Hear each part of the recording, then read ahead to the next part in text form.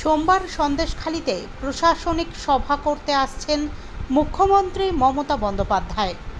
রবিবার দুপুরে তার আগে মুখ্যমন্ত্রীর হেলিকপ্টারের মহড়া হয়। সন্দেশখালীর হেলিপ্যাড থেকে শুরু করে যে মাঠে তার সভা হবে সেই কর্ণখালীর মিশন মাঠে নিরাপত্তা ব্যবস্থা খতিয়ে দেখে প্রশাসনিক কর্তারা। গোটা সন্দেশখালী জুড়ে প্রায় ২৫০০ পুলিশকর্মী মোতায়েন করা হয়েছে। জলপথ থেকে সন্দেশখালীর প্রত্যন্ত গ্রামের ভেতর সর্বত্র রবিবার রাতভর চলবে নজরদারি। লাগানো হয়েছে জোরালো আলো। নিরাপত্তার জন্য নিয়ে আসা হয়েছে গোয়েন্দা কুকুর, বোম স্কোয়াড ইত্যাদি। কথা দিয়েছিলেন মমতা বন্দ্যোপাধ্যায়। সন্দেশখালীর মানুষের দাবি মেনে সোমবার মমতা বন্দ্যোপাধ্যায়ের সরকারি পরিষেবা প্রদান সুন্দরবনে।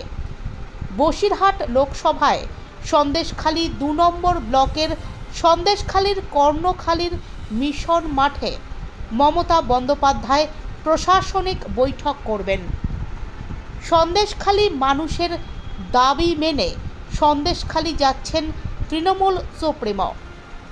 চলতি বছর অর্থাৎ ২০২৪ সালে ২১শে মে বসিরহাট মেরুদণ্ডী সুইচ গেটের মাঠে লোকসভা ভোটের নির্বাচনী প্রচারে এসেছিলেন তিনি।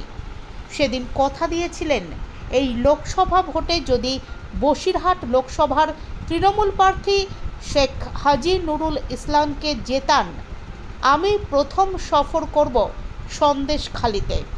এই কথা শুনে সন্দেশখালীর প্রতিবাদীরা তৃণমূলের সভায় এসে শঙ্খধ্বনি উলুধ্বনির মধ্য দিয়ে মমতা বন্দ্যোপাধ্যায়কে স্বাগত জানিয়েছিলেন।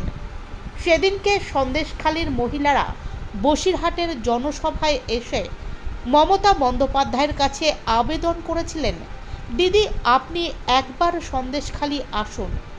সেদিনকে তিনি বলেছিলেন যে সন্দেশখালীর মানুষ হাজি নুরুল ইসলামকে জেতান।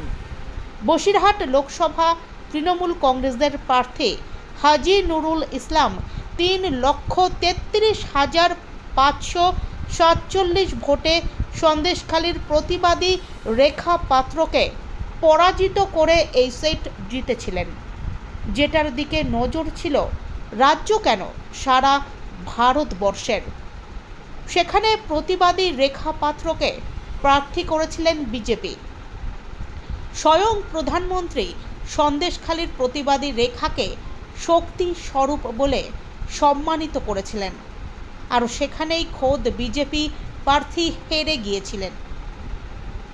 বসিরহাট লোকসভা কেন্দ্রটি তৃণমূল পুনরায় জিতে বুঝিয়ে দিয়েছিল এখানকার শক্ত ঘাঁটি তৃণমূলের মমতা বন্দ্যোপাধ্যায়।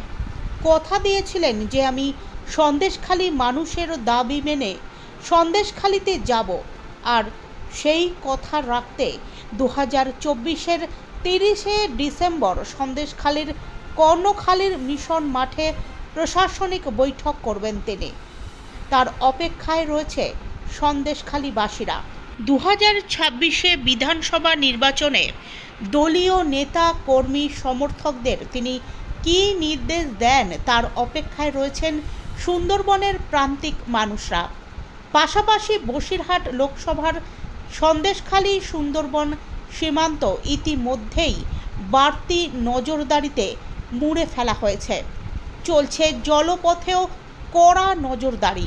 আনা হয়েছে কয়েক হাজার সবুজ সাথী সাইকেল, যা ছাত্রছাত্রীদের সোমবার নিজের হাতে প্রদান করবেন মুখ্যমন্ত্রী মমতা বন্দ্যোপাধ্যায়।